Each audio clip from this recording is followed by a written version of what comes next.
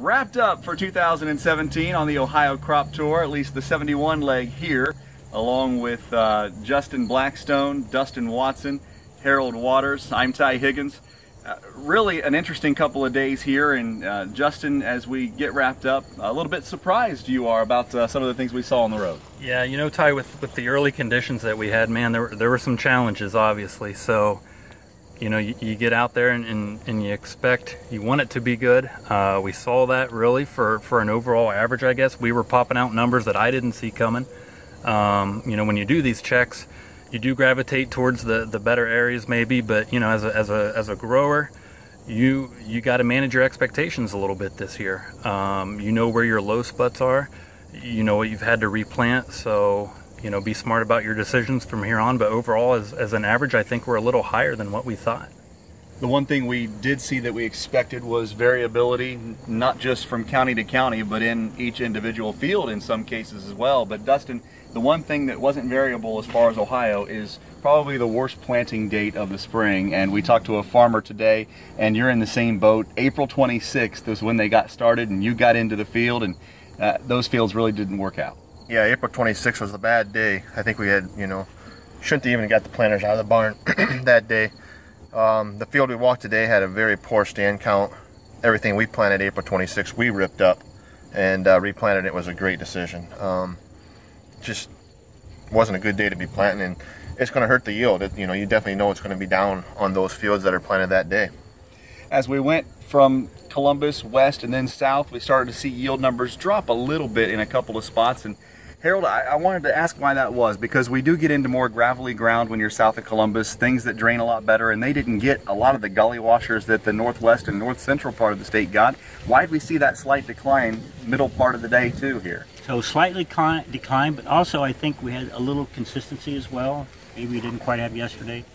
But variability, maybe I'll pile on to your remarks a little bit too. Planting date certainly variable. But I think some north-south things that we saw, generally speaking, we planted earlier in the south than we did in the north.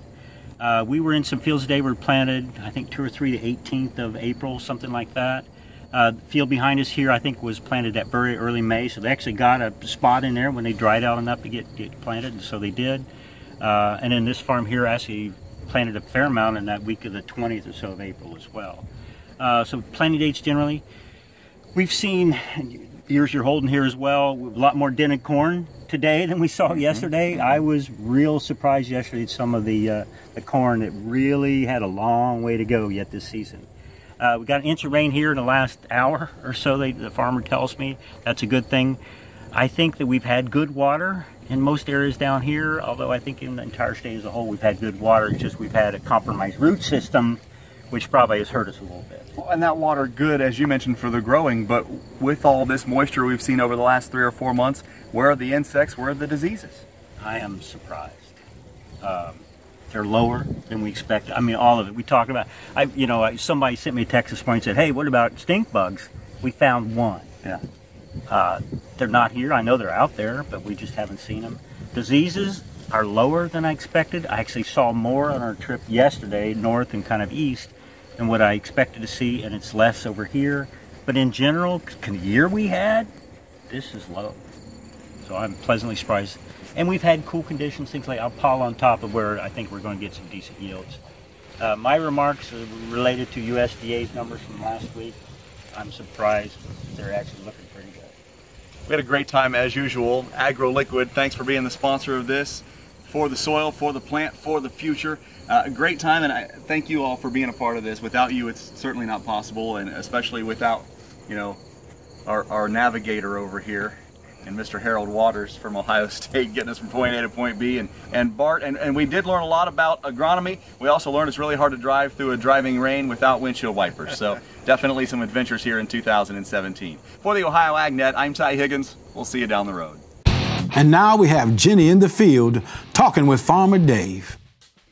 Dave, this corn has some noticeable differences. Tell us what's going on here. Well, I know AgroLiquid had helped me out a lot last year, but I've been using my old fertilizer program for a long time. So I decided to do a comparison, AgroLiquid versus a conventional program. So far, the differences are pretty obvious. Looks clear to me. Absolutely. AgroLiquid is going to take the championship here.